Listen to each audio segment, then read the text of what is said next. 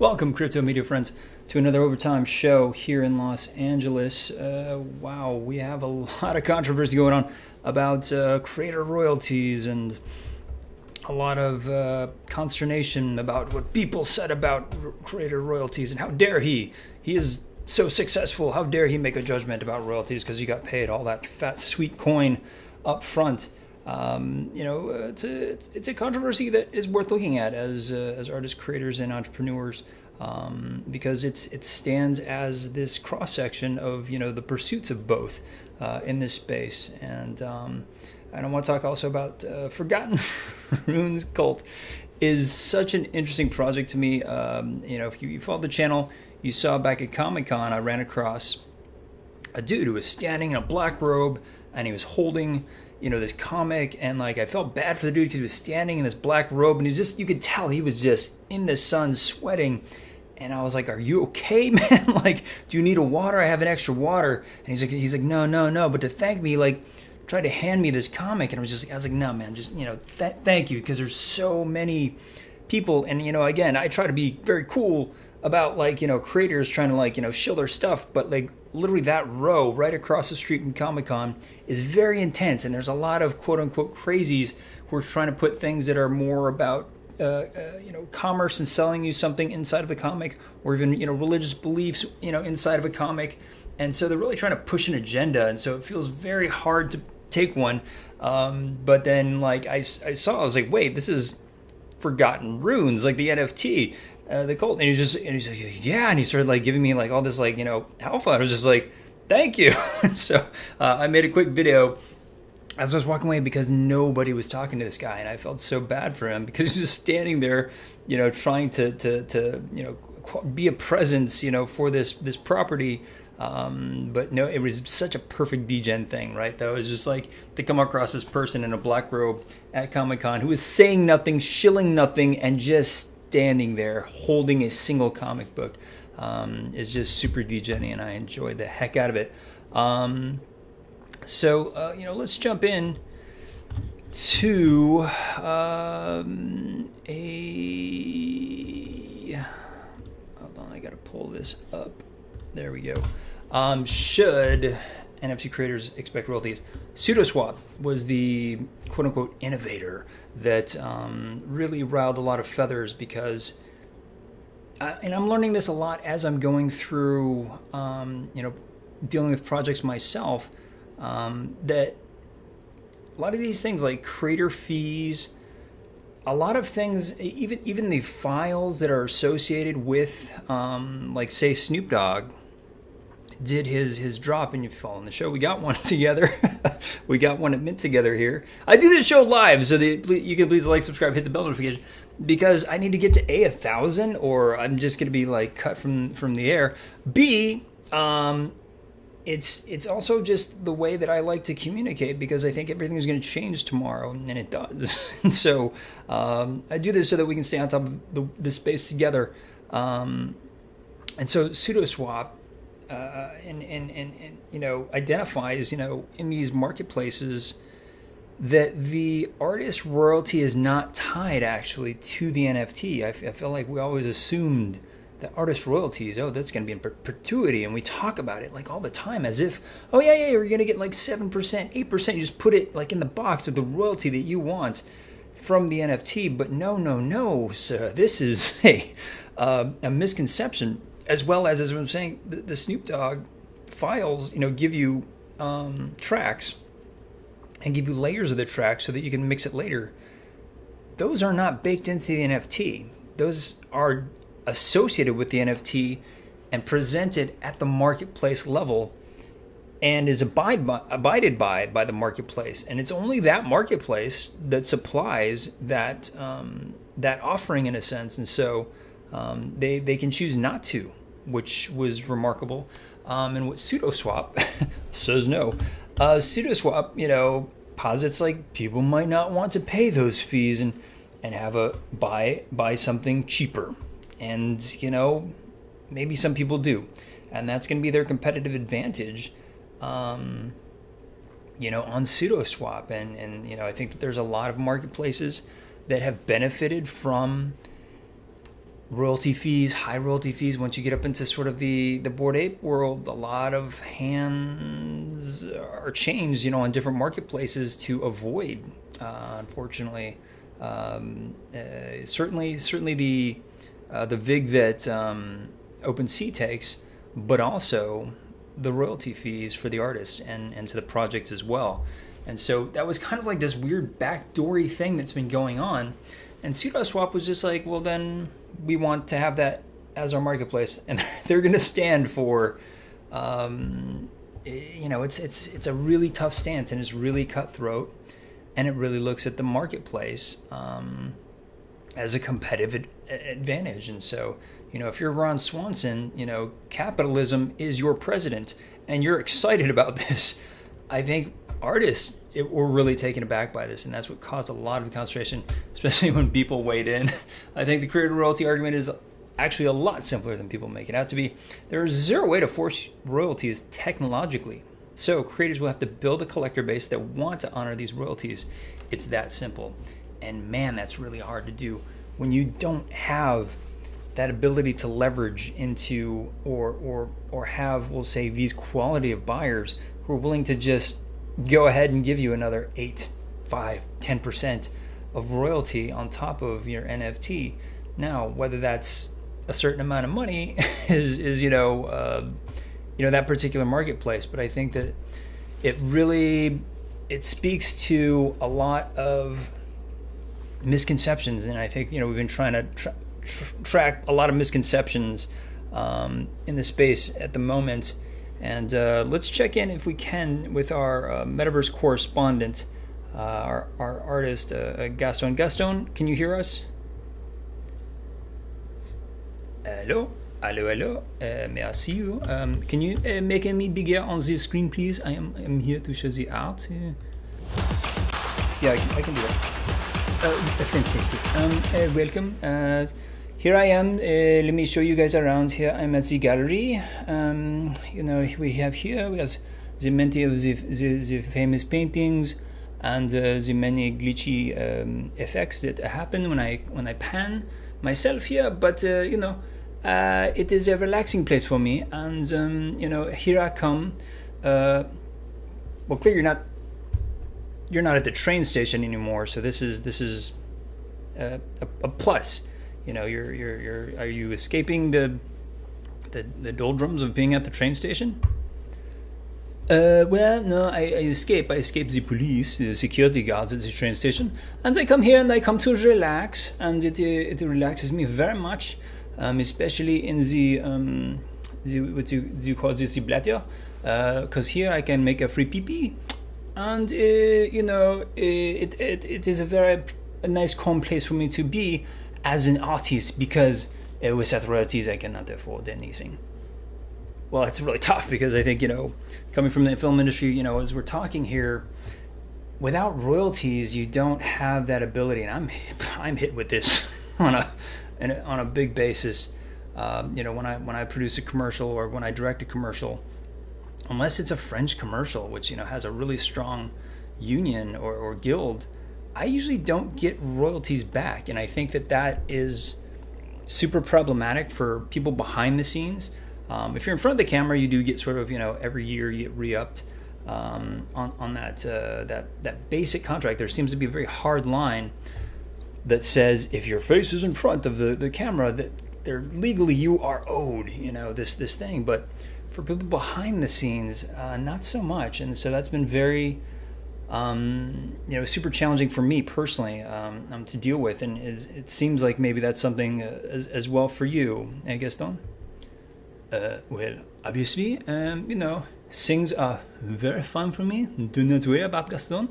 These gentlemen over here, they are going to, we are going to go for a date, and maybe if I play my cards right, I will get the dinner.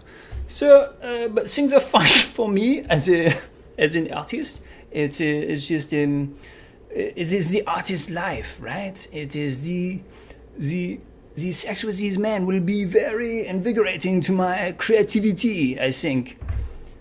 Gaston, I'm really gonna, if we can do anything here on the show to help you out, we are looking for a sponsor and we're trying to get some sponsorship here to the channel, but we're going to need more viewers. Please like, subscribe, hit the bell notification so that Gaston doesn't have to go home with those gentlemen. So that he met at the museum. And so we'll check in with you later, guys. So we hope the best for you. Okay, but I know it's tough out there for artists right now. Thank you very much for your pity party, but I live my life, and it is an artist's life. Merci. Thank you, Gaston. So let's move into Forgotten Runes Wizard Cult. Again, I was standing in Comic-Con, or just walking through Comic-Con. There was a guy standing black robe, got the comic, and it was, I've always been intimidated by Forgotten Runes, because I think it's one of those that seemingly had a high floor price. I know they minted a second collection. We kind of covered that, through the beginning of the bear, which was very tough for them, right? For every project that was trying to mint, through the beginning, and still to this day, in the beginning of the bear market. And so it was intimidating in that way, where it's just like you could see like there was a lot of money being spent, and also that idea that, a lot of people believe, not it's a real cult, but it does have a cult-like following, that are, the idea of fantasy and sort of, the pixel vibes, I think, blend into a mysterious sort of aura about the project. And, when I first looked at it, especially when I got the comic, just sort of looking through it and, could kind of see that really amazing promise of Web3 that I get up every day for, and I share with you guys here, because I get excited when I see the ability for other people to create, for people who this might not be their first job. This might, be something that is maybe a hobby, or was it a passion that they just weren't able to express, or aren't able to express on a consistent basis, getting paid. And or you can just be like, not to put anybody out, but like, I've got a lot of friends who, do certain work, creative work, but then like they have to work other side jobs just to make ends meet, because they don't have the royalties involved in their income stream. And so, but Forgotten Runes and it does still feel a bit dense, and I think that's sort of the challenge, especially with the 10K TF, which we talk about a lot here on the channel. There needs to be an educational process, right, that gets you through it. And I'm going to touch through it. I mean, I'm not super deep in the project. I did have a really nice Discord conversation. It is a really great, vibe there, and I think that's, it's grown from getting beyond the flippers. And I think that every community that does that, it gets to a really cool place to where, it's more vibey, and it's very chill, but it's not, I don't know how to express it. Sometimes they get into like their own worlds, in a sense, to where, you kind of jump into a conversation and everybody's talking, and they're not used to like, oh, newcomer, what are you doing here? Why aren't you building? Or why aren't you busy doing, the things that we've been doing here for a while? And I think sometimes that is the challenge for older projects, because they've become so established. But I love that establishment. I love that things have already been built, and that's why I backtrack to a lot of projects that, may have done really well, and may have, floor price may not be, as high, but if you go back to the promise of the roadmap is not a rug, and like, it's actually still building through this bear, and is actually progressing in the way that they had hoped to, along with the community. And that's what really brings me to Forgotten Runes, because, sure, they have this, Hollywood next hit. Well, let me get to the trailer, because holy cow, the trailer is quite good. Now they kind of posit in this CNET article that True Lies was based on a French movie called La Totale, La Totale, it wasn't a hit movie, but it was a movie, and it was like, they're like, who is watching this movie? this French movie. Well, a lot of people. But let's take that at face value. That there is an ability to make La Totale, basically the cheap version of the big hit, and that there's nothing wrong with making the quote unquote cheap version of the bigger hit, because the bigger hit takes a bigger machination and a studio and Arnold Schwarzenegger and James Cameron. So you have John Wick creator Derek Kolstad. Now, when you say creator, sometimes I start to get obfuscation as to what exactly they did. Probably a producer. I'm pretty sure it's a producer. I do not believe that was the director of any of them, but I'll have to double check. Hit me in the comments section if I'm wrong, but I believe that's a producer, and it seems like it's trying to obfuscate the fact, because sometimes nobody knows a producer does, and that's very frustrating. So not only is he writing, that's saying something, upcoming Splinter Cell show, Kolstad is penning an 8-episode anime show based on Forgotten Runes Wizard Cult. And so there's a divide between the two. There really is. And it's like the conversations that I have with cinema people trying to get into Web3 versus Web3 natives who believe that they want to get into cinema, the conversations could not be more different. It's so stark and amazing. And I want to bring on more people in both worlds to talk about that, because I think there is a misconnect here, and it has a lot to do with ego, to be honest. It has a lot to do with sort of these frayed, egos of like, oh gosh, I need to be, the filmmaker of the first. How many first have you heard, right? And the headlines, I'm the first NFT filmmaker. I'm the first, because they want to be cemented in history. And I tell you what, nobody's going to remember them unless they have a hit, unless they do the groundwork, unless they do the work to make it a hit. In this space natively, I just don't think it's possible to come in, because you look at what's happening. Maybe we'll cover this as well, but Crapopolis, I want to let it develop more. Crapopolis, from Dan Harmon, creator of Community. We've covered this project as soon as it was announced. Fox's $100 million initiative they call it the Creator Fund, but I'm just like, it's like a marketing fund, guys. It's like, who is it that you're helping that's a creator here? Dan Harmon? Yeah, Dan Harmon's, creating a huge epic, and it looks really funny too. A comedy animation series. I think it looks great.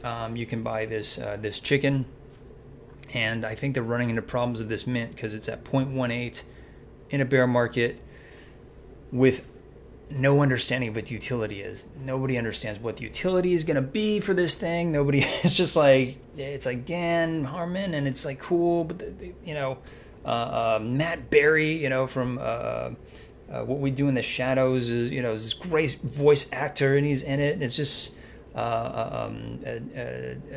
Iwande is from IT Crowd. I mean, these great shows, great actors, great talent, and great showrunner and writer, really, really super funny. But holy cow, they can't mint more than, it's like 2,500. It's really stalled out at 2,500. And if you look at the floor price, it's dropped down to 0.005. 0.005. And so, coming out of one point, and that's the tough part. I think a lot of people are trying to obfuscate also, when they're minting their OpenSea link, right? Like they're like, oh yeah, go ahead and just mint with us. Here, come to this mint. Well, where's that OpenSea link? Oh, we'll get to the OpenSea link later, because they don't want to see that the floor price on that is dropping, and you can actually buy one cheaper and know what you're getting and see it. Maybe if it's post reveal, you can see it even. So, a lot of tricks and turtle shells and things happening in order to make you focus on the mint, because mints aren't happening as fast as they used to. So when you have to mint out for a long time, it can be very tough and grindy, because you're fighting against the marketplace, which is sort of spitting out and trying to flip its way to profits. And when it doesn't, and when it senses weakness, when it senses that this isn't going to sell out and pump their bags within 3 hours, they're going to dump. And they're going to take their money and try to spin the wheel somewhere else, and that becomes a problem. So The team behind this, is quite good. Okay, I want to show you this. Hopefully this plays. I apologize if this does not.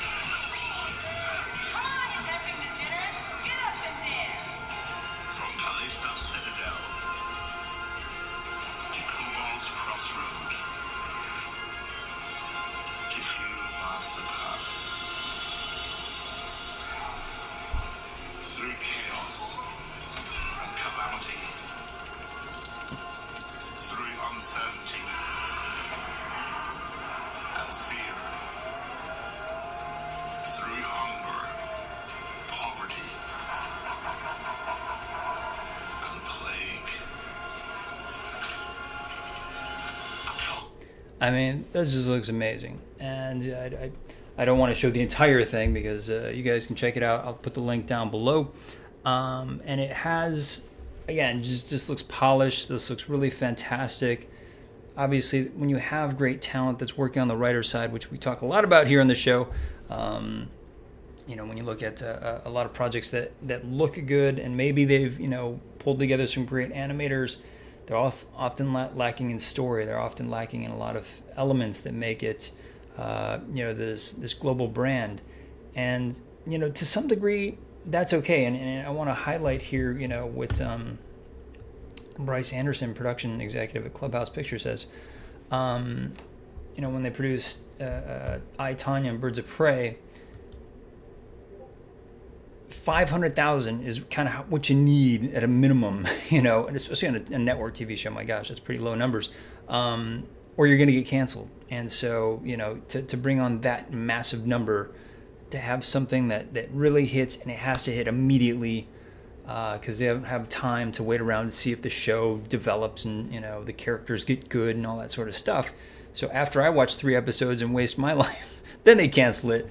But this new paradigm that we have here is of an audience of ostensibly 5,000-10,000, and so when the audience becomes that size, it becomes much more specific, and it's something here at the channel that I talk a lot about. I believe the future within Web3 is more about making content and films and stories for a community and not an audience. This mysterious 500,000, and we're going to hit these quadrants. It's a whole really tough game, and it's very specific, and the studios have it down. We go and we watch, these amazing stories of Spider-Man versus Thanos and these epic sort of things. They've figured it out. They know which, Avengers is the biggest movie of all time, the biggest grossing movie of all time, Endgame. And so when you have that level of marketing and all these sort of things, that's one thing, and it produces, one thing, and not everybody's the Russo brothers, not everybody's Kevin Feige, and so as the producer, and so that's able to pull together these great elements and great writers to create these stories. It's such a lightning in a bottle sort of scenario based upon stories that we already love and know. And when you're trying to do that from scratch, can you imagine, from scratch, from the filmmaker standpoint, from scratch, you have to do this and you have to compete against, this level of understanding of fandom. And you have to say, oh, well, my spider guy is just as good, but he's way more complex because, he's got these problems and he's a little different. And so you try and tweak it to some degree, and maybe the story is better. Maybe, your insight is better on what it means and what that theme means to people, but it's just not going to sell as well. But what if you only had to focus in on 5,000, 10,000 people as your audience, as your core audience, as the people that you want to have and develop a satisfying story with? This, to me, my friends, is the power of Web3, and I think that when you have a project that caters to that, are the projects that I cover here on the show that really try and look at, okay, we are an IP, a central IP, and we're going to do our due diligence job. We're going to make a Netflix show. We're going to do a comic book like these guys. They're going to do an MMO, which apparently is an alpha and did really well. And so that's the alpha here, is like they did an alpha of this and it did really well. And so, looking at the types of projects that are going to allow creators to come in and participate in these conversations, in these stories, in this development, it behooves the creators, if you're creating your own property and project, it behooves you obviously to accelerate your IP advancement, at this insane level. Can you imagine if you had 10,000 writers like writing for you, like constantly? You could have the next Star Wars in a matter of a year. It would accelerate so fast if, you could control it, if you could manage it somehow. Not control it. I think controlling is the wrong word, because a lot of people do come into this space believing that they can control it, that they are going to have this massive, amazing IP, and that their ideas are the good ideas, and that they're going to be able to pull and twist those levers to where it's going to be a big thing. I believe just the opposite. I believe it should be in the hands of creators, especially like you, who have talent, who can take these stories and make them very specific, unique, because that is the thing that propagates throughout time and throughout. You never know sort of when a story is going to quote unquote hit, and sort of when a character, like Jim Carrey in The Mask, it was as simple as something as simple as that, is just very basic as that. But when you see it done so brilliantly and so well, it becomes a bigger thing, and it creates stars from that. And then Jim Carrey became a star from that. Cameron Diaz became a star from that. So it creates these tangents that, because of the recognizability within the talent. And I think that when you have talent that is disparate, that's all over the world, and it's able to contribute in these different ways, in ways of writing, in ways of comic books, in ways of creating small games, and animations. And so the biggest barrier for any young filmmaker has been finance. Spike Lee's talked during the where are you going to get the money? He says technology has helped decentralize filmmaking, as amateurs can now shoot video on their phones and laptops. Funding continues to be devil up-and-coming artists. Lee hopes NFTs can change that. He's piloted a program at NYU where he teaches filmmaking that will allow students to fund projects by issuing NFTs. I think that's great. I was actually going to try and bring that to a program. It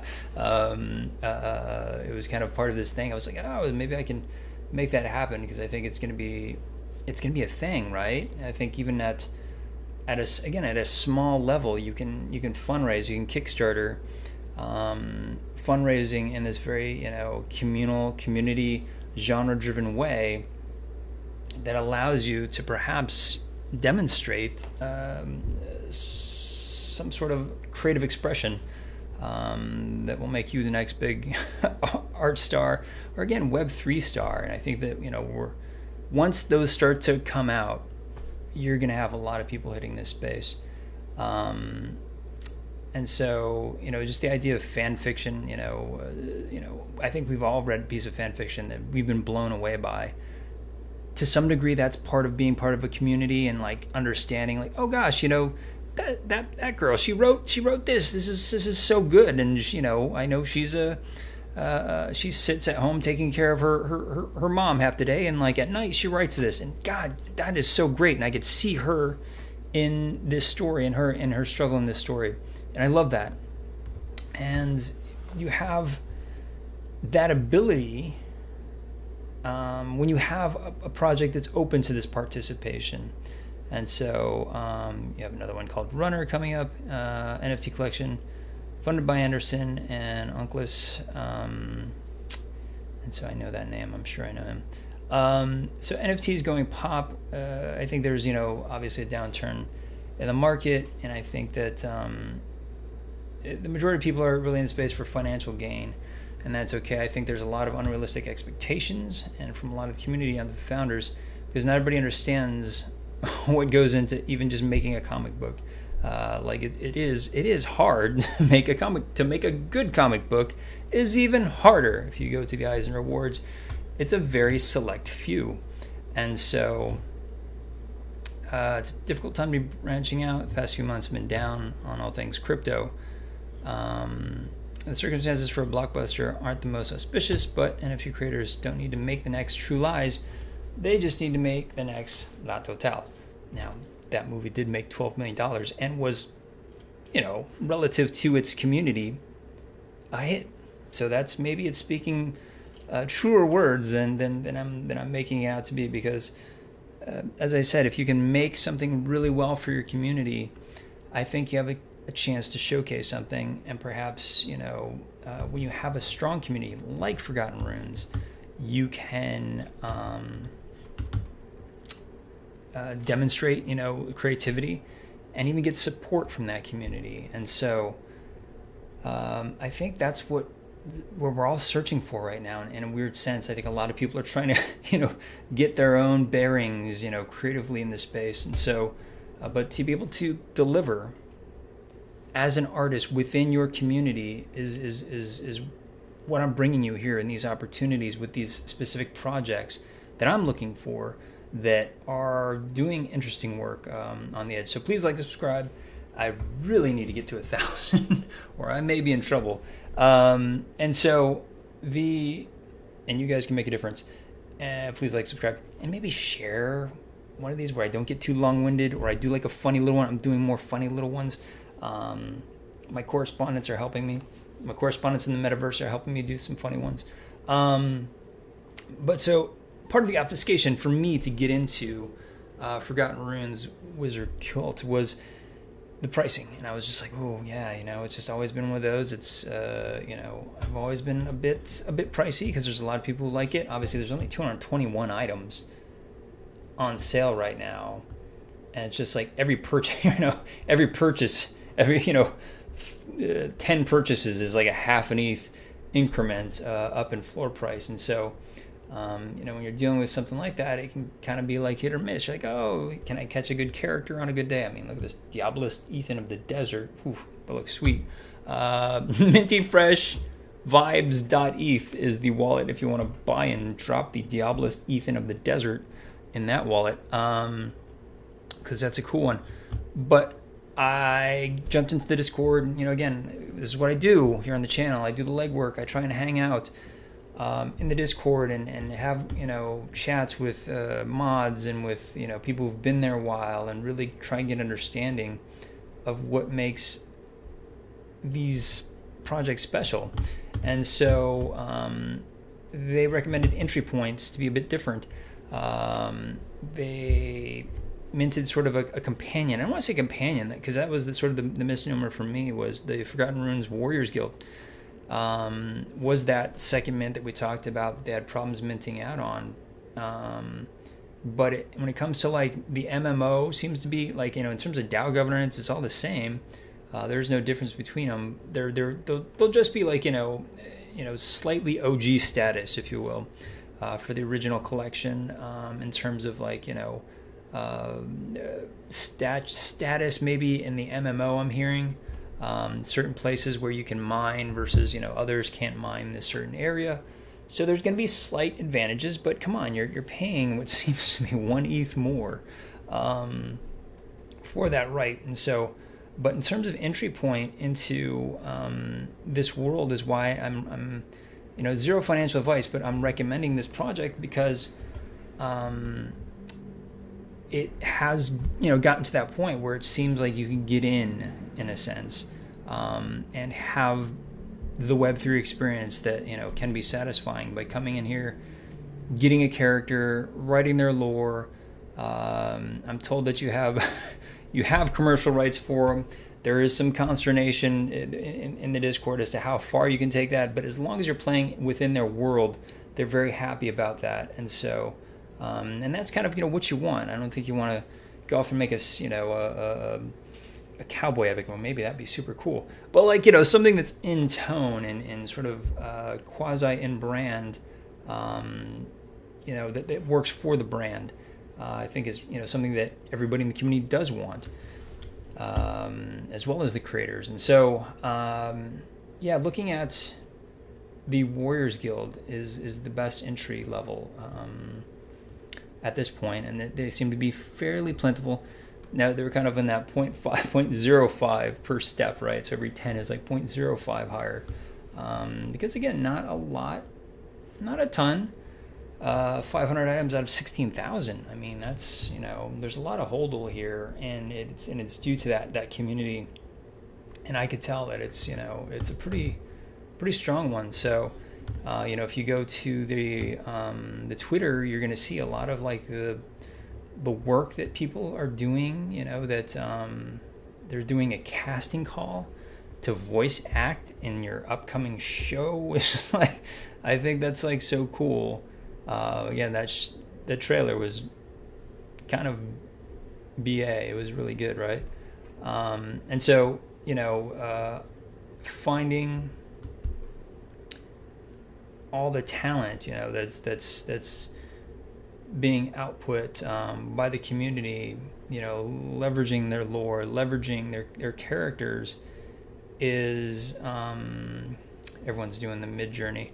We'll do a whole Mid-Journey thing, guys. This AI is really, Mid-Journey AI blew my mind. I do Crayon to do our some of our shows title cards, but I've been turning now towards Mid-Journey because the quality is just, as you can see here, outstanding. That something can be generated based off a few words that looks like this, that has this scale, and done within a matter of 2 minutes. It's scary, and it's kind of see another Mid-Journey here. It's really, really scary. And again, you can start to, if you can find words that tailor your character, you're now developing with your character IP. Mid-Journey does allow you some creative control, commerce control. I'm getting so tired, guys. It's getting a little late here, but gives you control that allows you to sell to. You could go off and mint these, like, as long as you're making under $1 million, apparently, for your business, you're able to play with these kind of however you want. And so it's a real revolution right now going on in art and with AI. And so leveraging these tools as artists ourselves, where does attribution end? Well, let's start with, getting the rights to these characters, hopefully benefiting the artists that have done them in some capacity. But certainly when you're in a project that is all working towards that and all trying to build towards that, it helps the entire group rise. And so Forgotten Runes Wizard Cult, check them out. Hit me on the at Minty Fresh Vibes on Twitter. Spark up a conversation about them, and because I'd love to hear more, and especially if you had experiences with them, I'd love to hear more about what you love about the project, and maybe what you didn't love about the project.